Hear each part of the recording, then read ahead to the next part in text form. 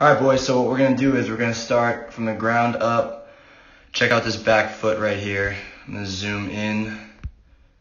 Okay, so we've got to be able to keep energy moving towards home plate. And so if you just check out the mound, the rubber is right here.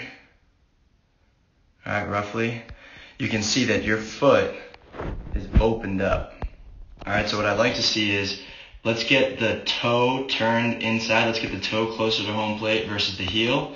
And that's going to go ahead and set you with a better angle. Let me zoom out here.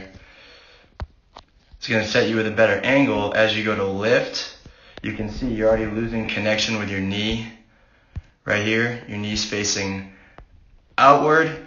We want to get the knee tucked underneath the pelvis right here so we can start getting energy going this way. So first thing is first, I want to make an adjustment and just turn that heel on the back side, turn the toe closer in. So think about your foot being like hooking the rubber or being turned in at around a 45-degree angle. Now, as you start to move out, you actually do a pretty good job of getting that little drift of the pelvis, which is solid, okay? And so we're going to be able to speed that up even more. But if you think about it, we're trying to just create momentum while staying in good posture. So here you are moving down the mound. Boom. Now we're at front foot plant. Okay? So what we're looking for at foot plant is we want to make sure that this front knee is solid. Oh, that was incorrect. So we want to make sure that this thing is not going to be sliding forward at all.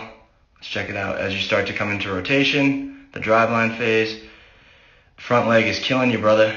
You got some good stuff going on. But at the end of the day, as great as you look right here with the upper half, all right, you got the humerus forearm angle right there. Looking good. We like to see that inside of 90, more shoulder dominant. As you start to rotate your shoulders and replace your shoulders, throw that shoulder through the target, however you want to think of it, that knee really needs to be solid so you have something to brace against. It would be like if you're, let's just use the vehicle analogy again. If you've got no traction on your tires and you go to hit the gas, well, you're going to spin out. Think about your front leg being able to stop as their traction for the shoulders to start the rotation explosively. And then at launch, boom, right there. Like to see what you got going on with your glove side. Glove is solid, okay? And then when we go back in time, look at this angle right here.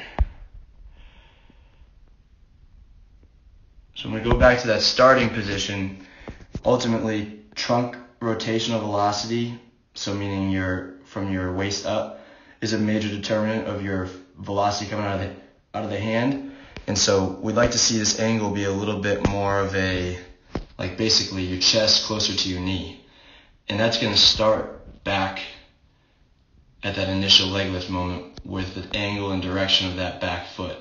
So overall, first thing I would want to work on would be setting that back foot properly and getting you to understand what the difference between internal rotation and external rotation is. And then giving you some more momentum and energy heading into foot plant. We work heavily on helping you stabilize this front leg with medicine ball drills, different drills that involve you being able to stick the landing, really exaggerate and feel what it feels like to land with a firm front side. And then as you accelerate, we really want to get this leg pretty close to straight so that you feel a little gentle tug in that hamstring, because the big muscles on the back side of the leg are going to be the muscles that are capable of slowing down the arm safely. And remember about what we discussed. If you want to get into that 80, 82, 83 mile an hour range and then beyond, ultimately your body's going to know that it can slow itself down or else it's not going to let you. It's always going to say survival or performance. So if it knows it can keep you safe because you've got these big muscles on the back of the leg slowing you down versus these small muscles of the rotator cuff, it's going to go ahead and free you up to accelerate. So fantastic getting a chance to work with you guys. Please let me know how I can help moving forward, and I appreciate the time.